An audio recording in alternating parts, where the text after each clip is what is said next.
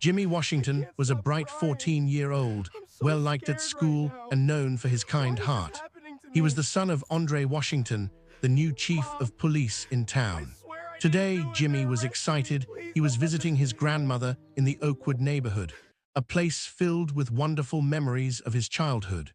The scent of cookies always welcomed him, and his grandma's warm hugs made him feel safe. Jimmy walked slowly, enjoying the crisp breeze and the sound of dry leaves under his sneakers. He quietly sang a lullaby his grandmother used to hum when he was little. Everything around him felt peaceful until he noticed a pair of officers behind him. At first, he didn't think much of it. Cops were always nearby in Oakwood, right? But within seconds, he sensed something wasn't right. The officers weren't just passing by, they were tailing him. He peeked over his shoulder, trying to act natural, but his stomach dropped when he caught their eyes. Officer Grant and Officer Baker didn't look neutral.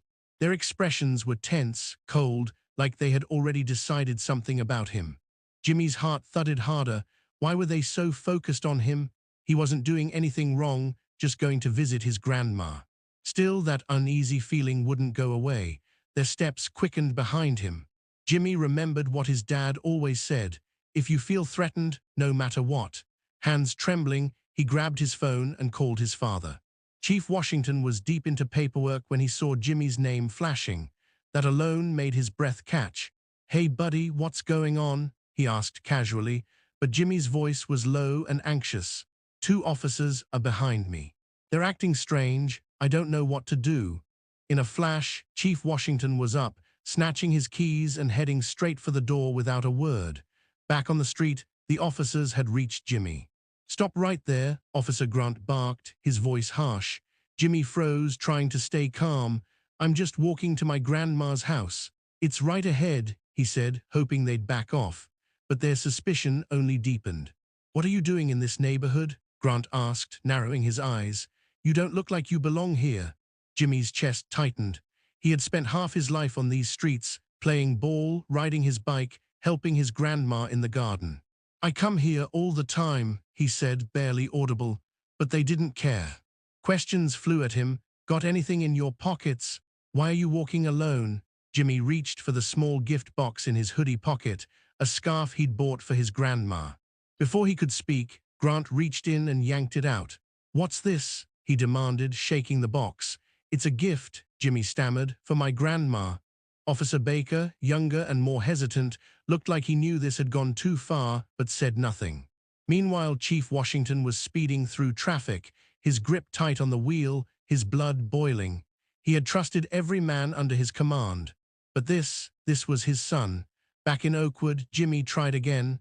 "Please, I'm not causing trouble." "She lives just there," he said, pointing to the next street, but Grant stepped forward. "Boys like you don't just walk around here," he muttered. Jimmy stood still, scared, but trying not to show it. Then a black sedan skidded to a stop nearby. Chief Washington leapt out, eyes locked on the scene. "What's happening here?" he asked, voice razor-sharp. The officers froze. "Sir, we thought he was acting suspicious." "He didn't seem like he was from around here," Grant said, fidgeting. "That's my son," the chief snapped. "You targeted a kid. You made assumptions without a word." Baker lowered his head, speechless. "You didn't know because you didn't bother to ask," the chief continued. "Would you have done this to your own child?" Silence. The shame was written all over their faces. "Starting now," the chief said firmly, "you treat every resident here with dignity. Today you crossed a line." As they left, Chief Washington placed a firm hand on Jimmy's shoulder.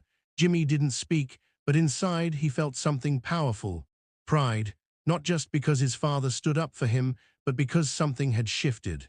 It wasn't the final chapter, but it was a beginning, toward justice, toward respect, toward a better Oakwood.